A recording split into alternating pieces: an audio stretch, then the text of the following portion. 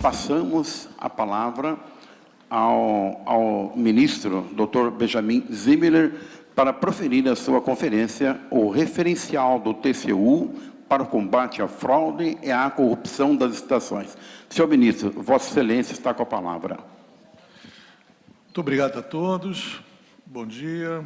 Quero saudar o Dr. José Sebastião de Oliveira, o nosso professor catedrático Eduardo Vera Cruz Pinto, da Faculdade de Direito da Universidade de Lisboa, ao amigo professor Dr. Francisco Pedro Jucá, dizer que é uma honra estar aqui, poder participar desse evento e compartilhar essa mesa com figuras tão ilustres e preeminentes nessa área do direito financeiro.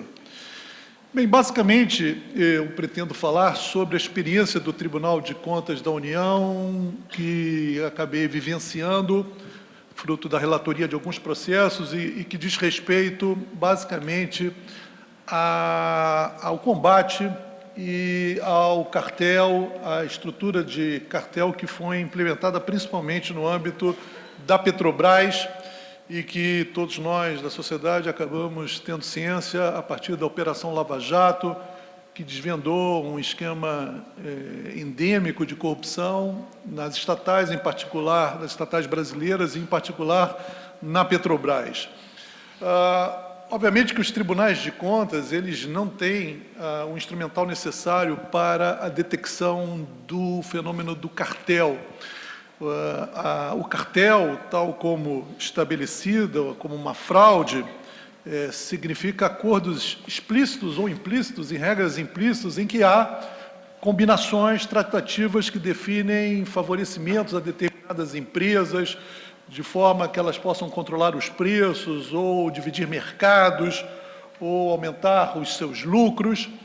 E todos sabem, afinal, fruto das delações premiadas, dos acordos de leniência, das investigações conduzidas no bojo da Operação Lava Jato, que houve, sem dúvida, a atuação de grupos de empresas de empreiteiras, no início 9 empreiteiras, depois 16 empreiteiras, que controlavam basicamente as licitações na Petrobras, combinando quem seria o vencedor, as propostas de cobertura e mais que a definição de quem seria o vencedor, combinavam os preços e por certo, houve uma contaminação generalizada no âmbito da Petrobras, da atuação desse cartel, que espraiou os seus tentáculos, os seus domínios para outras estatais, e obviamente que essa história ainda está sendo contada no âmbito da Operação Lava Jato e em outras operações da Polícia Federal, do Ministério Público e tratadas pelo Poder Judiciário. Nós, quando assumimos o Tribunal de Contas, a presidência do Tribunal em 2011, 2012, eu já contei isso e não me canso de contar, a primeira coisa que eu busquei fazer foi procurar a presidente Dilma para mostrar o desconforto que nós tínhamos em relação à Petrobras. Por certo, como eu disse, o tribunal não tem condições de analisar e desvendar uma rede criminosa de empresas que envolvia empresas e, muito além das empresas, diretores, gerentes da Petrobras, partidos políticos, agentes políticos. Mas, com o que nós tínhamos dentro da opacidade natural que resulta da nossa incapacidade de investigar de forma vertical os crimes, nós vimos que as licitações da Petrobras, as grandes licitações para as refinarias, dezenas de bilhões de reais, de dólares mesmo, invariavelmente os preços vitoriosos estavam muito próximo dos preços máximos que o edital de licitação estabelecia. Era sempre 99% do preço máximo, 98,7%, e aparentemente tudo levava a crer que havia uma concorrência, uma disputa, porque havia sempre 4 empresas, 3 consórcios, 5 consórcios, e o preço não caía. E, obviamente, que o Tribunal de Contas percebia que alguma coisa estava errada naquele conjunto de licitações realizadas pela Petrobras.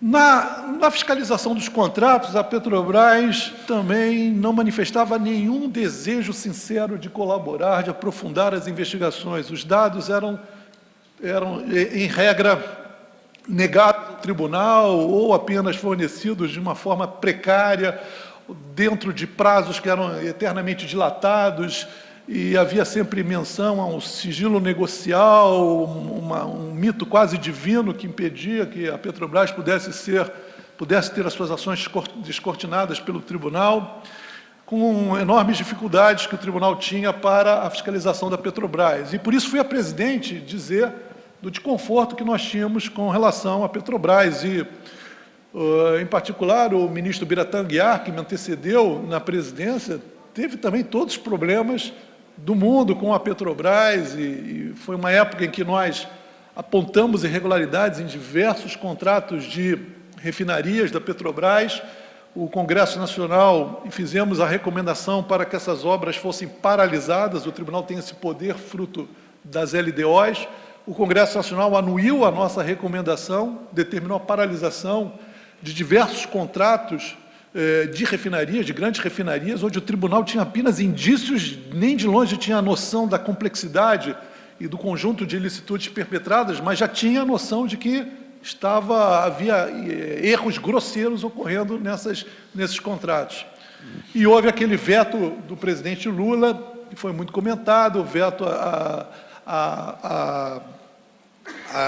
LDO, e com isso aquelas obras não foram descontinuadas, mas elas seguiram ainda eivadas dos vícios e dos erros grosseiros que mais tarde foram absolutamente revelados para a sociedade.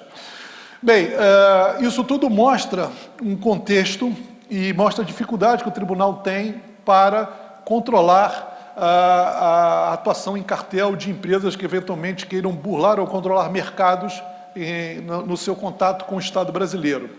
Nós temos, por exemplo, no âmbito do Tribunal de Contas, o ministro Éder, nosso ministro substituto, não me deixaria mentir, o grande especialista em direito financeiro, nós temos, na nossa lei orgânica, a possibilidade de declarar a inidoneidade de empresas que incidam em fraude à licitação. Esse é o termo utilizado pela nossa lei orgânica.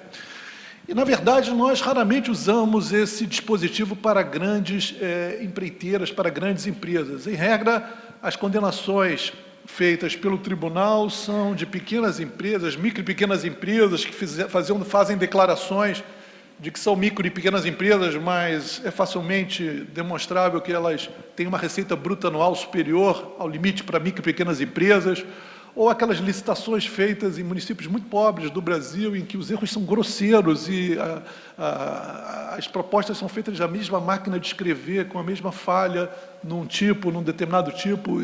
São basicamente os casos em que a fraude à licitação é demonstrada de uma forma inconteste pelos parâmetros objetivos que chegam aos processos de contas do tribunal. Nós nunca condenamos, antes da Lava Jato, uma empresa, uma grande empreiteira, uma grande empresa, porque não tínhamos condições de provar a fraude à licitação, a vontade preordenada dos representantes da empresa no sentido de combinar preços, fraudar a licitação, operar na forma de cartel.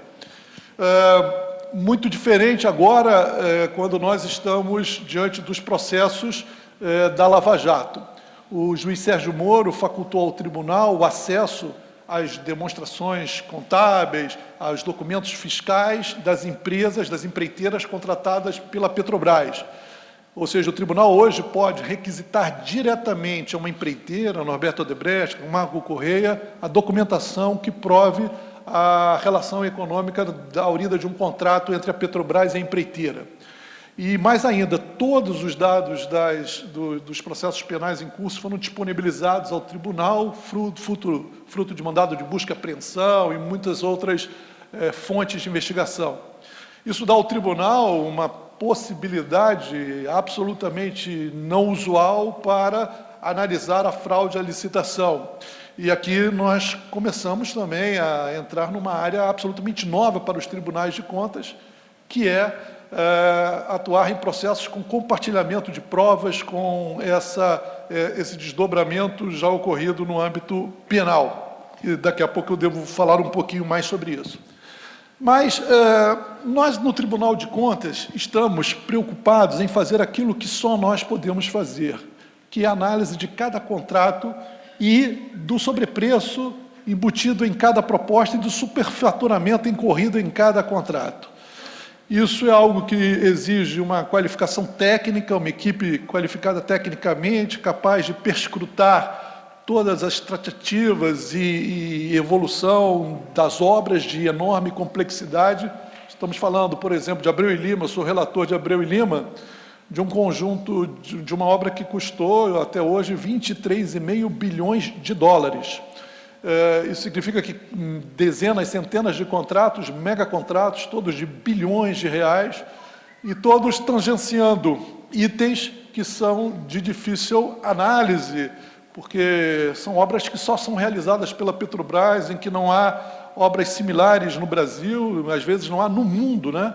Já que as unidades fabris são customizadas e feitas especificamente para a Petrobras, de forma que esses custos unitários não estão disponíveis no mercado para serem confrontados com os preços praticados. Nós tomamos à frente desse desafio e hoje nós temos um conjunto de processos que vai tentando calcular os sobrepreços embutidos em cada um desses contratos. A tarefa hercúlea, eu diria que é uma tarefa quase impossível de ser realizada, pelo gigantismo, pela necessidade de equipes e uma quantidade de pessoas que nós não temos, o nosso corpo técnico é limitadíssimo. Esse é um dos grandes problemas que o tribunal hoje vivencia. O tapete é curtíssimo, puxamos para um lado, para o outro, e sempre uma zona fica descoberta. E, de qualquer forma, em alguns contratos mais importantes, nós estamos fazendo essa análise minuciosa de nota fiscal, registro, medições, e estamos tentando fazer uma análise por meio de técnicas de informática, usando tecnologia da informação para analisar o batimento dos dados, analisar as diversas informações que temos disponíveis.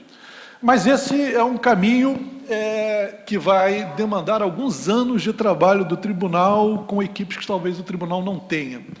Essa é a razão pela qual o tribunal tentou, desenvolveu e conseguiu, com enorme sucesso, na minha opinião, uma técnica econométrica, um modelo estatístico para calcular o sobrepreço derivado da ação do cartel nas obras de refinaria da Petrobras.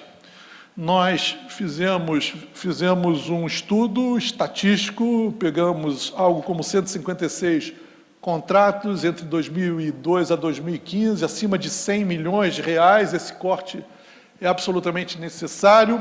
Escolhemos processos e contratos e licitações onde já havia atuação do cartel, outros não havia atuação do cartel. Utilizamos métodos matemáticos de regressão, buscamos, na verdade, definir um modelo matemático que pudesse reproduzir o que ocorreu na Petrobras com e sem a atuação do cartel.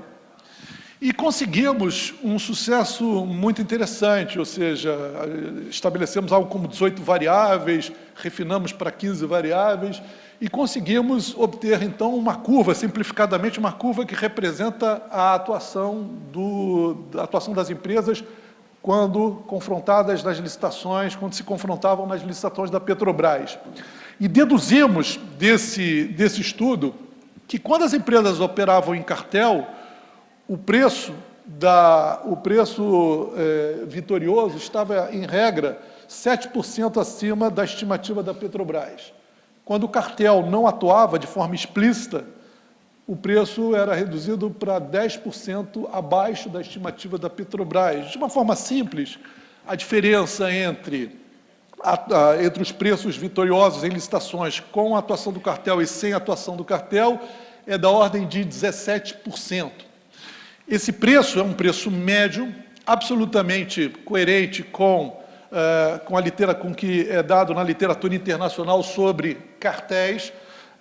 Esse overcharge que é mencionado na literatura de outros países ele se situa entre 17% e 21%, é padronizado, e submetemos essa nossa avaliação a consultores internacionais e mesmo brasileiros que verificaram uma precisão extraordinária no trabalho estatístico, o que demonstra, de forma bastante evidente, que o cartel operava de forma centralizada. Havia uma vontade centralizada que dava as cartas no cartel, porque a possibilidade de você conseguir reproduzir matematicamente esse comportamento humano só existe quando ele é padronizado, quando ele segue um roteiro intelectual centralizado. Se não houvesse essa centralização, a regressão seria menos precisa. A regressão é uma das mais precisas, o que significa, que comparadas com outras feitas no mundo, o que significa que a operação centralizada ocorreu, e essa é quase uma prova matemática da ocorrência do cartel. É bastante interessante isso que nós colocamos e ficamos, de certa forma, surpreendidos de forma negativa com a organização do cartel que foi formado para roubar a Petrobras. Há uma tendência no tribunal de começarmos a calcular alguns dos sobrepreços desses contratos pelo método econométrico. Talvez eu traga, óbvio, eu tenho os limites do que eu posso dizer como magistrado, eu me submeto às regras da LOMAN, portanto, não posso antecipar nada do que pode ser feito, mas há uma tendência natural de nós buscarmos a metodologia econométrica para quantificar esses sobrepreços. E já antecipo que é um valor muito conservador, porque ele parte da ideia de que o orçamento da Petrobras é preciso e o sobrepreço decorre somente da atuação do cartel. E, na verdade, o cartel já atuava também quando da confecção do orçamento estimativo da Petrobras. O gerente da Petrobras, os diretores já influenciavam as equipes na confecção do orçamento estimado da Petrobras, o que significa que o valor do sobrepreço tende a ser maior do que esse de 17%. E tende mesmo a ser maior. Nos casos em que eu fui relator, e em muitos outros, nós, por exemplo, temos análises sobre a unidade de coqueamento retardado de Abreu e Lima, Tubovias, em Abreu e Lima também, nas unidades de hidrotratamento de Abreu e Lima, nós verificamos que os sobrepreços incidentes sobre as amostras que nós coletamos numa análise de formiga, nota fiscal, podia chegar a 80%, 60%, mas óbvio que depois, dividido pelo valor do contrato e eventualmente por aditivos, esses valores caíam para 20 e tantos por cento, e o que demonstram que se as nossas amostras forem ampliadas, o que significa um trabalho ainda mais gigantesco, nós teremos, eventualmente, uma probabilidade grande de cotarmos sobrepreços superiores a esses 17%, aos 20% que menciono.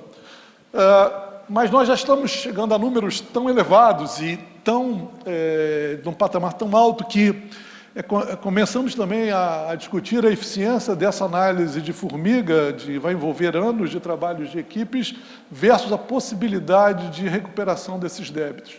Só para que vocês tenham uma ideia, no TCU hoje, de empresas envolvidas na Lava Jato, somente Petrobras, eu estou falando de Reneste, Abreu e Lima, Repar, Comperge, Premium 1, Passadina, nós temos algo como 9 bilhões de reais, 8,9 bilhões de reais, valores elevadíssimos, que são imputados obviamente estamos em fase, cada processo está numa determinada etapa, toda a necessidade de citação, oitiva, há medidas cautelares em alguns desses processos, com disponibilidade de bens, outros já há citação, já estamos quase em vias de decidir no mérito, outros não, outros ainda a fase de instauração de TCE ainda não se...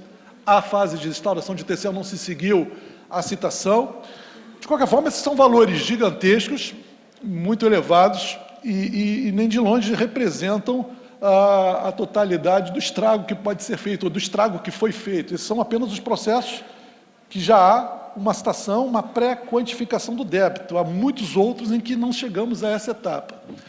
A gente estima que, no mínimo, o débito, no âmbito da Petrobras, deve chegar a algo como 29 bilhões de reais. Isso depois de nós analisarmos, utilizando aquele valor de 17% e expandindo pelos processos que podem ser analisados pelo tribunal, o que significa, hoje em dia, uma quase impossibilidade de ressarcimento do débito. Reparem, eu novamente digo, esse débito está sendo imputado solidariamente a gestores da Petrobras, a empresas que estão em situação muito difícil, algumas em recuperação judicial, como a OAS, Queiroz Galvão, Francisco, meu assessor, pode me corrigir se eu estiver errando. Outras empresas estão em vias de buscar a recuperação judicial e outras estão com enorme dificuldade também de fazer frente às suas situações, aos seus créditos de curto prazo. Isso me é narrado nas audiências com os representantes das empreiteiras, que obviamente têm processo no tribunal e que buscam então esse contato com os relatores. Estamos falando das grandes empreiteiras mesmo, do Odebrecht, da Andrade Gutierrez, Camargo Correia. Nós temos um desafio tremendo para lidar no âmbito do TCU, que é o seguinte: nós sabemos que há assinaturas de delações premiadas na esfera penal com diversos agentes do âmbito das empreiteiras, diretores de empreiteiras e mesmo agentes políticos, e temos também empresas que estão fazendo acordos de leniência com o Ministério Público. Um acordo de leniência que não encontra fundamento jurídico na lei anticorrupção, e sim numa órbita mais ampla, mais abstrata.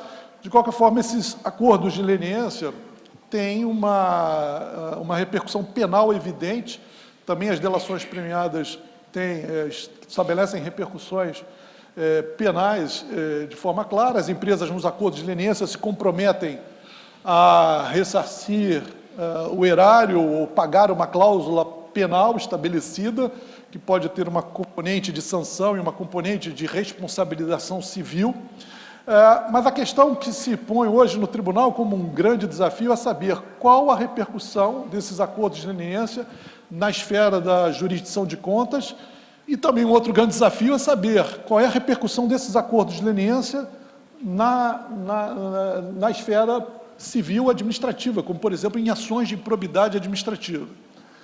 Cito como exemplo o ajuizamento pela AGU de algumas ações de improbidade em que o AGU busca o ressarcimento também de valores a partir da metodologia que o Tribunal de Contas desenvolveu, aquele método econométrico. E somente nessas primeiras ações, a AGU pede o ressarcimento de algo como 14 bilhões de reais, 3 bilhões de reais, 3 ponto alguma coisa bilhões de reais de indenização e mais 11 bilhões de multa, que pode ser de até 3 vezes o valor do débito. Senhores, além dessas ações de improbidade administrativa ajuizadas pela AGU, há outras ajuizadas pelo Ministério Público. 6 grandes ações que pedem valores gigantescos de indenização também. E há uma discussão que está sendo travada no âmbito jurisdicional, é saber se os acordos de leniência que foram firmados no âmbito penal pelo Ministério Público têm repercussão no juízo da improbidade administrativa. Na Lei 8.429, há um artigo específico que veda a transação. Houve uma primeira reação contrária a essa possibilidade, depois há muitas decisões no sentido de que a repercussão existe, ou seja, que o Estado não deve ser um leviatã, um polvo tentacular, ou seja, o Estado tem que se apresentar de forma una, né? Ou seja, o acordo feito com o Ministério Público, portanto, dentro dessa ideia de unicidade do Estado, tem repercussão obrigatória no âmbito da improbidade administrativa, mas houve uma recentíssima decisão no âmbito do TRF, lá do Paraná, afastando a repercussão do acordo de leniência na esfera da improbidade administrativa. Logo, as decisões oscilam pela possibilidade ou não dessa repercussão, e nós estamos, portanto, aguardando essa decisão judicial. O Ministério Público peticiona nas suas ações no sentido de afastar das empresas que fizeram acordos de leniência a aplicação de sanções combinadas na lei de improbidade. Também as cautelares de indisponibilidade de bens, ao ver do Ministério Público, essas cautelares não devem ser estendidas às empresas que assinaram acordo de leniência. E no Tribunal de Contas nós estamos diante de uma situação muito diferente daquilo que é tradicional. Um processo como o meu, em que eu sou relator, em que analiso um contrato da Abreu e Lima, da refinaria Abreu e Lima, eu tenho toda a delação premiada de todos os delatores e todos os acordos de leniência firmados pelas empresas. E a pergunta que nós temos que fazer é a seguinte: eu posso usar as provas produzidas pelos delatores, pelas empresas lenientes, que subscreveram acordos de leniência contra eles mesmos? Ou seja, eu posso usar essas provas para condená-los? Por exemplo, declarar a sua inidoneidade, imputar um débito a essas empresas, aplicar uma multa proporcional ao débito, que são as sanções típicas aplicadas pelo TCU. Eu posso buscar outras provas que não as hauridas das delações premiadas e dos acordos de leniência para punir os gestores e as pessoas físicas e jurídicas que firmaram delações premiadas e acordos de leniência, sabendo que essas provas, frutos de mandados de busca e apreensão, outras provas testemunhais ou documentais, só foram produzidas em razão do acordo de leniência e da delação premiada. Logo, numa ideia de contaminação da árvore contaminada pela seiva, né, que naturalmente é contaminada, que contamina os frutos da árvore, seriam esses elementos de prova, também estariam eles contaminados pelo vício original, ou eventualmente decidir que as empresas que assinaram acordo de leniência e os delatores devem ter a sua responsabilidade afastada no âmbito da jurisdição de contas. Bem, essa é uma questão que está sendo submetida, mas há ainda um outro aspecto fundamental. Mesmo a Lei 12.846, que cuida do acordo de leniência firmado pela CGU, pelo Ministério da Transparência, é dito, e o próprio Ministério Público concorda nas conversas que temos com o grupo da Lava Jato, que as empresas que assinam acordo de leniência continuam obrigadas a ressarcir integralmente o dano infligido ao Estado. Esses valores que fazem parte, que estão contidos nesses acordos de leniência, são antecipações dos valores devidos por essas empresas. E a sua natureza jurídica é extremamente questionável. Os acordos de leniência oscilam, né? Estão evoluindo, em parte são sanções, em parte são indenizações, de forma que nós hoje temos a grande questão. Imagine uma empresa que assina um acordo de leniência, que se obriga nesse acordo de leniência a ressarcir o Estado num determinado valor, num determinado prazo, como esse mega acordo de leniência assinado pela Odebrecht, de 8,3 bilhões de reais, pagos em 23 anos, e a Odebrecht pode ser surpreendida no Tribunal de Contas por uma conta a pagar de 20 bilhões, de 15 bilhões. Eu pergunto, esse sobrepreço, esse delta a mais tem que ser cobrado das empresas? É possível, no cálculo do sobrepreço feito pelo TCU com todo o detalhe, relativizar alguns aspectos, como a cobrança de juros? É possível o TCU criar cláusulas chamadas ability to pay para verificar de que forma o pagamento desse delta a mais deve ser feito?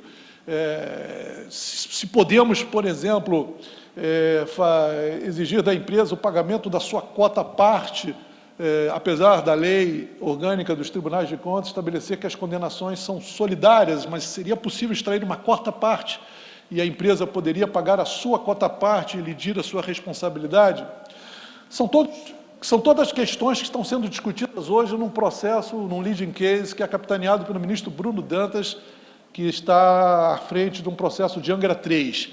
E, neste processo, o Tribunal de Contas, a partir de conversas com o grupo da Lava Jato, suscitou a possibilidade do grupo de procuradores da Lava Jato elaborarem um recall dos acordos lenienses assinados com 3 empresas, no caso de Angra 3, Camargo Correia, Andrade Gutierrez e Odebrecht, né? E nesses casos, as empresas se comprometeriam em aditivos ao acordo de leniência, a colaborar com a jurisdição de contas, trazer os elementos para o cálculo do débito, se comprometem a pagar o valor do débito e a não recorrer das nossas decisões. Em contrapartida, nós vamos estudar a possibilidade de mitigar as sanções que podem ser aplicadas a ela, inidoreidade, multa de 100% do débito, e no cálculo do débito utilizar alguns mecanismos que possam diminuir a repercussão do débito para a empresa, como não incidência de juros, como a cláusula ability to pay, estendendo o pagamento por um período que permita à empresa lidar com valores tão expressivos. Senhores, são questões dificílimas. O grupo de procuradores já pediu ao TCU a prorrogação desse prazo por mais 60 dias. Nós estamos aguardando. E, em síntese, para concluir, e, no fundo, eu quis mostrar para vocês, dar um panorama do que hoje estamos vivenciando no âmbito da jurisdição de contas, em relação a essas novidades da Lava Jato. Tudo isso é muito novo, não estamos acostumados a tratar de questões desse tipo. E dizer que o que se espera, eu acho, que do Estado brasileiro é que haja uma interlocução entre as esferas de controle. Não é nada fácil. Nós atuamos como ilhas no âmbito do controle do Estado brasileiro, AGU, CGU, Ministério Público, Tribunal de Contas, a todas as dificuldades possíveis para essa interlocução. Os tribunais de contas têm uma forma de colegiado, tem um formato judicialiforme, é o termo que a gente usa, ou seja, tribunais não negociam necessariamente, tribunais decidem, né? Mas é preciso criar formas novas de aproximação com as outras esferas de controle do Estado brasileiro. Ou seja, o grande medo é do insucesso da ideia de acordos de leniência, se afinal aqueles que puderem assinar os acordos de leniência perceberem que estão diante de um quadro em que seja insegurança jurídica, insegurança econômica. Ou seja, os acordos de leniência têm, sem dúvida, o objetivo de permitir ao Estado aprofundar as investigações, mas tem também, de forma reflexa, o objetivo de buscar a manutenção da atividade econômica das empresas. E nós estamos falando de empresas gigantescas como a Odebrecht, com 200 mil empregados, inúmeros terceirizados, e as soluções dramáticas, elas são difíceis. Num sistema capitalista, é óbvio que há os mecanismos de superação das crises, das substituições dos agentes que eventualmente não tenham condições de competir no mercado. Mas essas soluções não são rápidas, não são simples e produzem muito sofrimento, e sofrimento a pessoas que dependem desses empregos para ter a sua renda, o seu salário e contribuir, portanto, com a melhoria da economia brasileira. Bem, são essas as questões, muito mais do que respostas, eu compartilho dúvidas e desafios e espero poder contar com a ajuda de vocês se alguém puder colaborar nessas discussões muito densas que estamos realizando no âmbito do Tribunal de Contas. Muito obrigado pela oportunidade.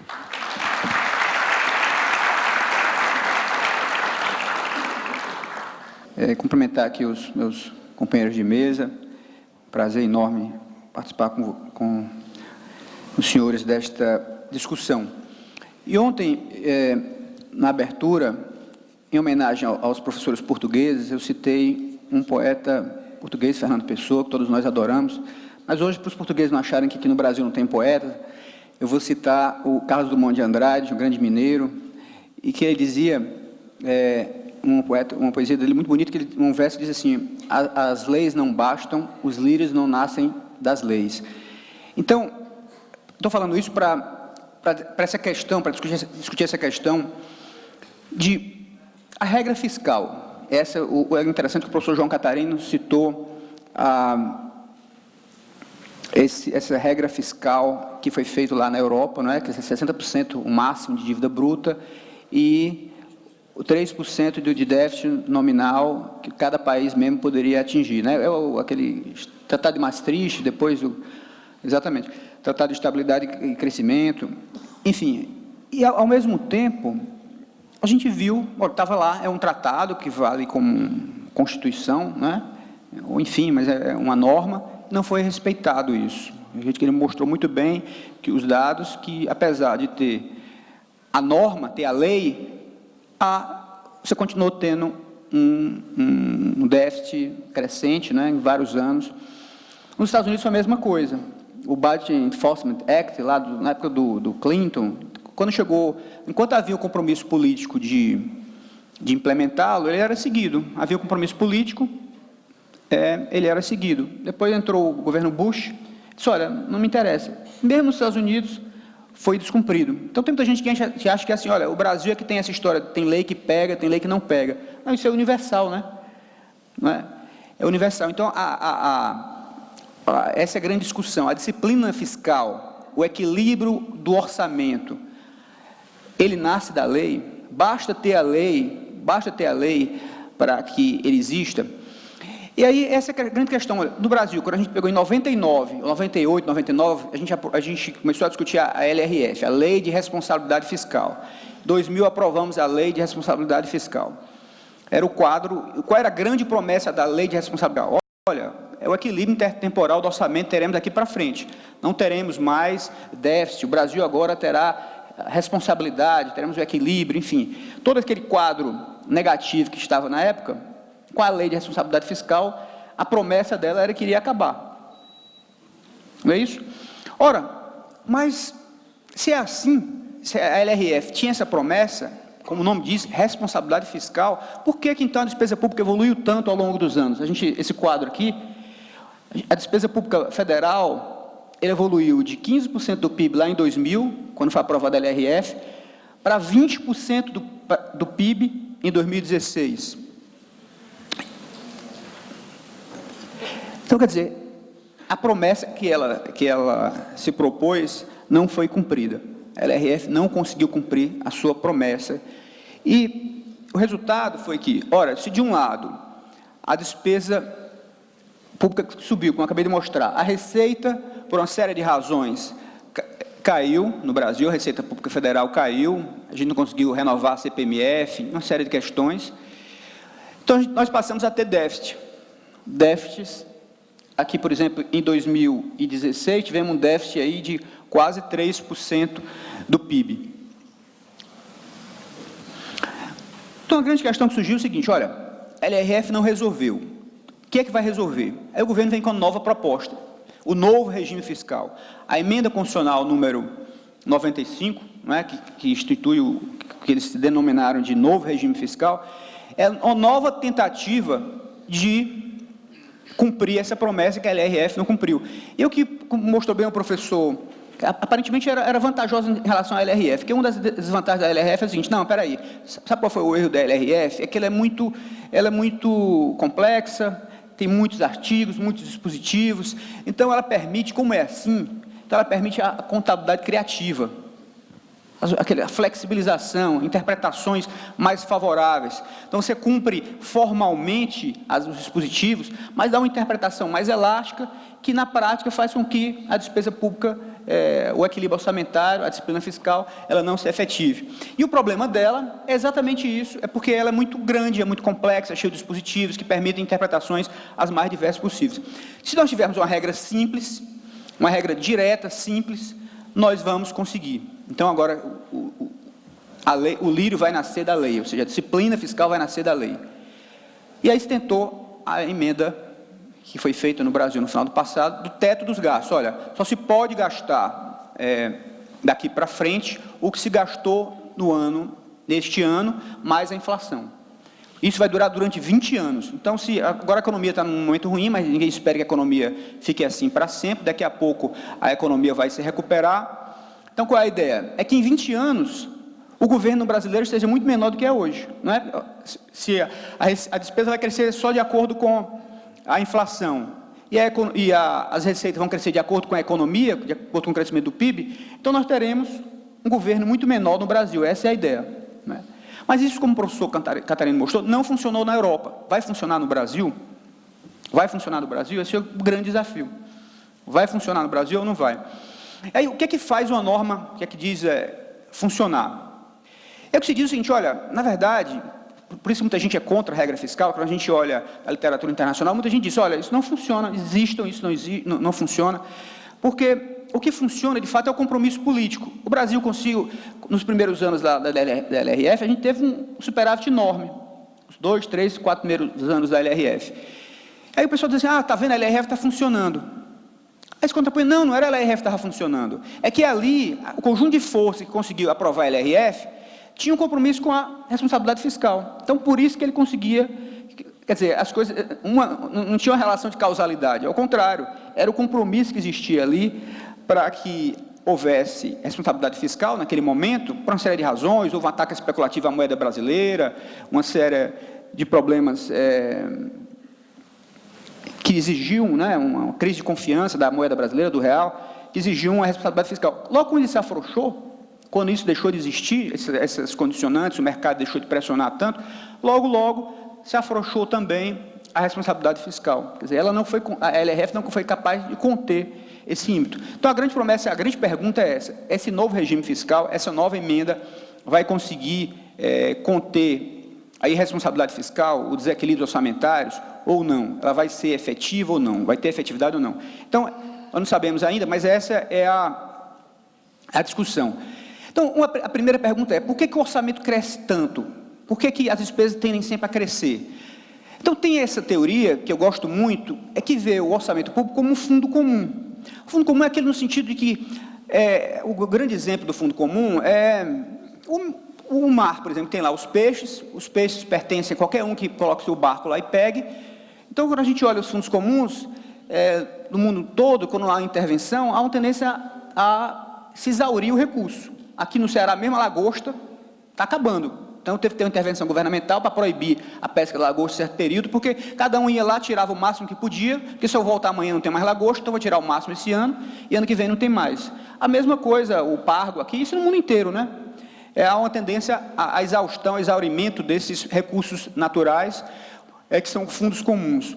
Então, o orçamento visto dessa forma também. Olha, cada um tem um orçamento, tem uma tendência, um incentivo a tirar o máximo possível do orçamento. Cada categoria profissional, por exemplo, que é o máximo, a história do umbigo, de novo, do professor, cada um quer tirar o máximo. Os juízes querem ganhar o máximo possível, os professores querem ganhar o máximo possível, os auditores querem ganhar o máximo possível, os servidores do Tribunal de Contas querem ganhar o máximo possível, enfim, todos querem o máximo possível, não é? E cada um pressiona e quer um pedaço maior desse orçamento. Aí o orçamento tende a ficar cada vez maior, porque ninguém está olhando o todo, cada um está olhando só o seu, ninguém está olhando, olha, mas espera aí, mas vai ter déficit público com isso, o orçamento público vai ficar desequilibrado. Cada um, isso é muito menos relevante do que ter aquele benefício direto, quer dizer, porque o benefício do equilíbrio fiscal, da disciplina fiscal, é um benefício difuso, beneficia todos, enquanto que o ganho do orçamento, a minha parcela maior, é um benefício individualizado. Por isso, tem uma tendência a crescer sempre o orçamento.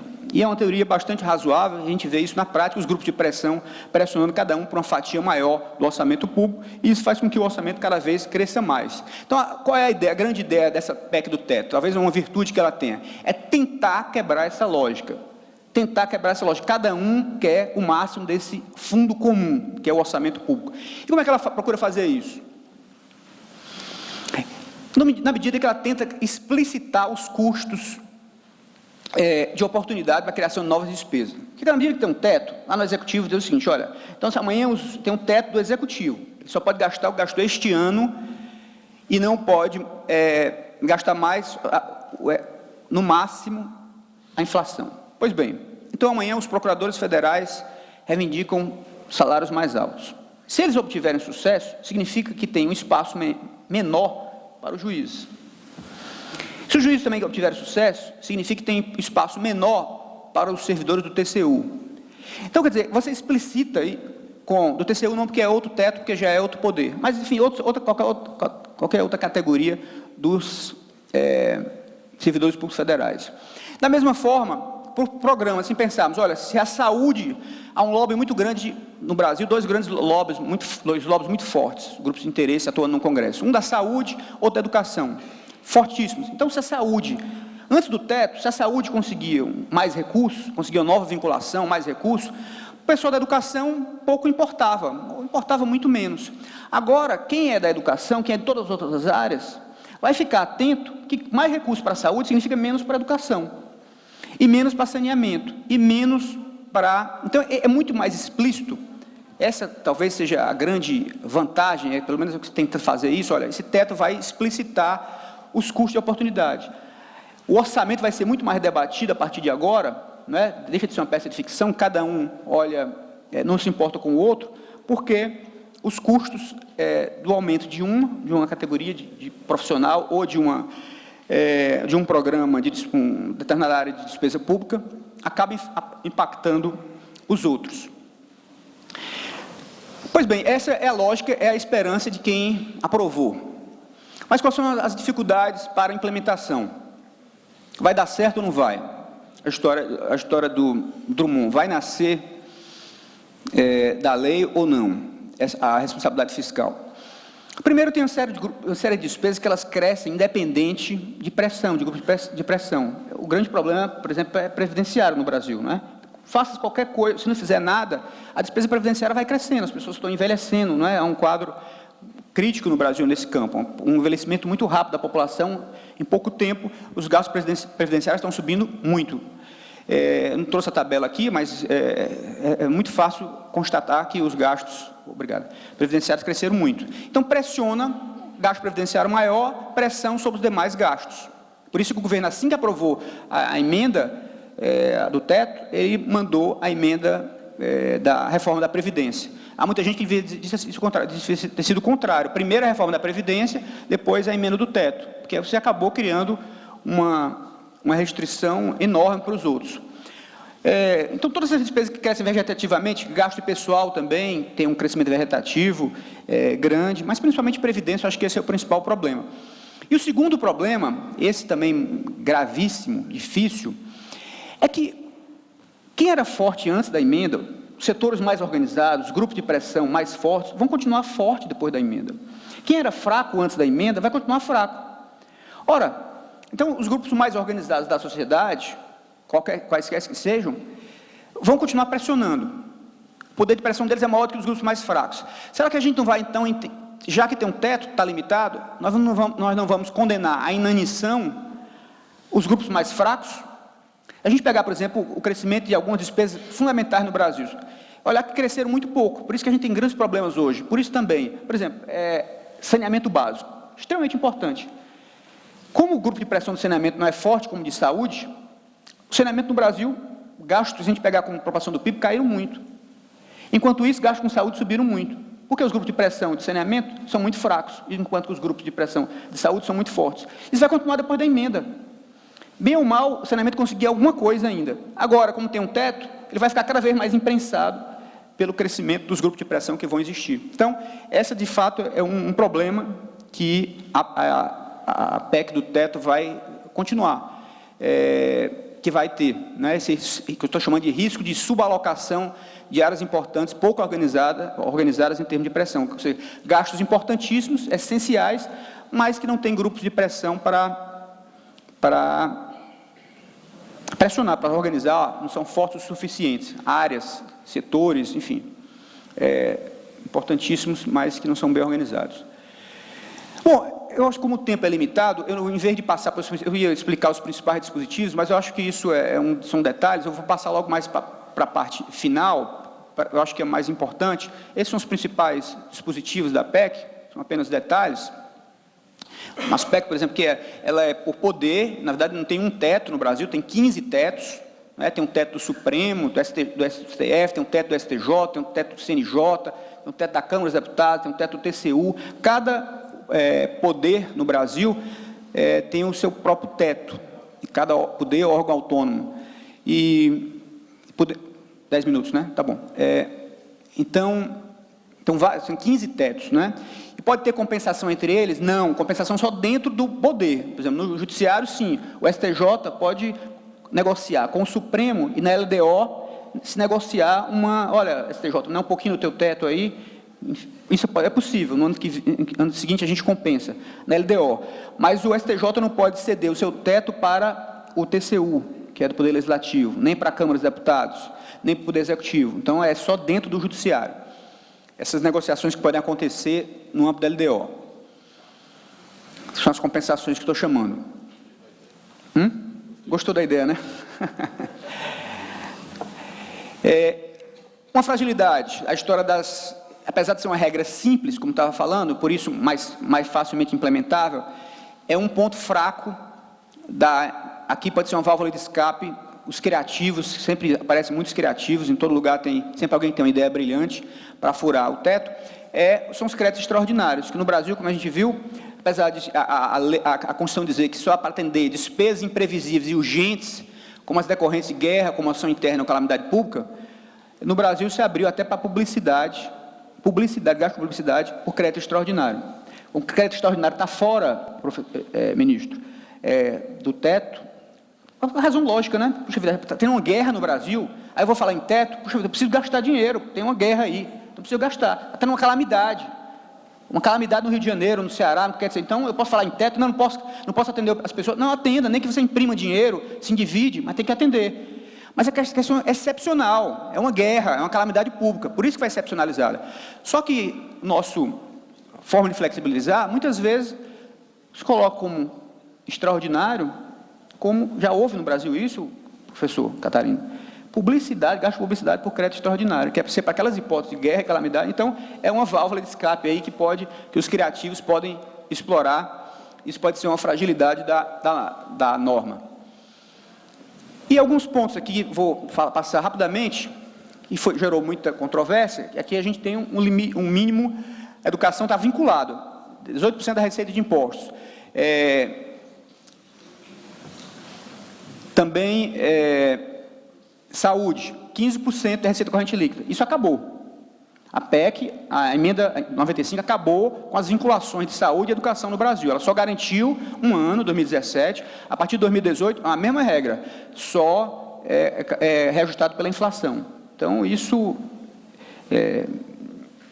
ela acabou, isso gerou certa controvérsia. E acabou também com essa vinculação que os deputados, o doutor Michel estava falando hoje sobre orçamento impositivo. No Brasil tem orçamento impositivo só para uma categoria, professor João Catarino, não sei se o senhor sabe, para as emendas dos parlamentares. Só impositivo as emendas dos parlamentares. Tudo mais é autorizativo, mas emendas parlamentares mas isso também foi acabou a vinculação de 1,2%. Ele também segue a regra geral do teto. A grande questão, vai dar certo ou não vai dar certo? Aí sempre se fala, qual é a sanção? Quem é o responsável pelo enforcement? Quem é que vai garantir que dá certo? Quem é que vai obrigar? Quem é o guardião? Para não ser, como diz o professor Francisco Pedro Jucal, o anjo da guarda da família Kennedy, né? Quem é o anjo da guarda do teto? Essa é a grande discussão. Ali o ministro Éder, para mim, o grande guardião é o TCU, da emenda do teto, da PEC do teto. É o grande guardião. Por quê? Ela não falou isso, ela só estabeleceu algumas sanções. Olha, se superou o teto, aí você não pode mais contratar servidores no ano seguinte, não pode, enfim, dar alguns aumentos, salário, esse tipo de coisa. Essa é a grande sanção. Mas, se você superou o teto, se o STJ superou o teto, o ministro-presidente não tomou nenhuma ação para conter essa superação. As contas podem ser julgadas irregulares pelo TCU? A meu entendimento, sim. É uma norma, está na Constituição, né? Está na Constituição, e seria uma grave infração à norma legal, que, em tese, o TCU poderia considerar as contas do STJ, do TST, até do Supremo, qualquer órgão, enfim, federal, irregulares, se o teto for superado. E pode aplicar sanções também. Pela própria emenda, ali, compete ao TCU, aplicar os responsáveis em caso de ilegalidade de despesa ou irregularidade de conta, sanções. Se é irregular a conta, porque superou o teto, poderia o TCU, no meu entendimento, aplicar sanções. Então, o TCU, outra vez, é nova atribuição para o TCU, e no caso dos estados, aqui, por exemplo, tem um teto para o TCE, ser o grande responsável por fazer cumprir a emenda do teto. Então, ali, a lei orgânica do TCU. Contas não serão julgadas irregulares, práticas de ato de gestão ilegal, ilegítima, antieconômica, enfim. Essa seria uma possibilidade. Agora, o judiciário pode ser acionado? Claro, sempre, né? Se está na Constituição, se é uma norma, e não foi cumprido por determinado órgão, de novo, você pode judicializar isso também. Amanhã o Ministério Público pode entrar com ação contra qualquer órgão que não cumpriu o teto estabelecido lá na Constituição Federal. Então, é um assunto também que pode ser judicializado. Mas no âmbito de julgamento de contas, imagine que o TCU seja hoje o grande guardião da emenda do teto. Vai dar certo ou não, é o que vamos ver. Mas já procurei observar que há, de fato, algumas dificuldades para que ela seja implementada. Eu vou encerrar aqui, porque já está a hora bem adiantada, para cumprir o horário. Obrigado a todos.